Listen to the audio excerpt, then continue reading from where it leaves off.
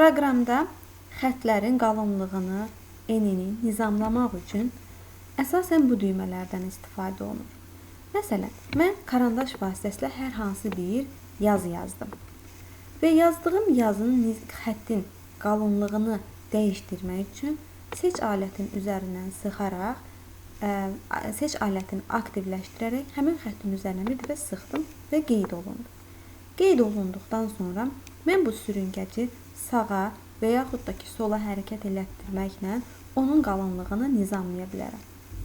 Eyni zamanda burada verilmiş standart ölçülər var ki, işlərkən bizim işimizi daha da asanlaşdırır. Birdən-birə mən, məsələn, qalın ölçünü seçib, karandaşı aktivləşdirim. Bu ən yüksək, ən qalın, burada qeyd olunan qalınlığı seçib yazsam, mənim xəttim biraz qalın yazacaq. Ən nazik, ən kiçik dairəciyin üzərinə sıxsam, mənim xəttim daha qalın yazacaq, daha nazik yazacaq. Təbii ki, mən bu xəttin qalınlığını daha qalın eləmək istəyirəmsə, bu sürüngəci çəkib ən yüksəkdə yerləşdirərək, yazaraq mən yazını daha qalın şəkildə yaza bilərəm. Bunu həm qələm, həm fosforlu qələm alətində eləmək olar, həm də obyektlərin kənarlarındakı qalınlığı dəyişdirmək mümkündür. Məsələn, fiqur çəkdim. Bir dördbucaq fiquru çəkim burada.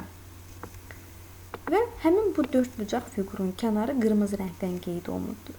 Mən o kənar xətti dəyişdirmək üçün üzərindən bir dəfə sıxıram. Sıxdıqdan sonra bu sürüngəci sağa və yaxud da ki, sola hərəkət elətdirməkdən xəttinin qalınlığını nizamlaya bilərəm.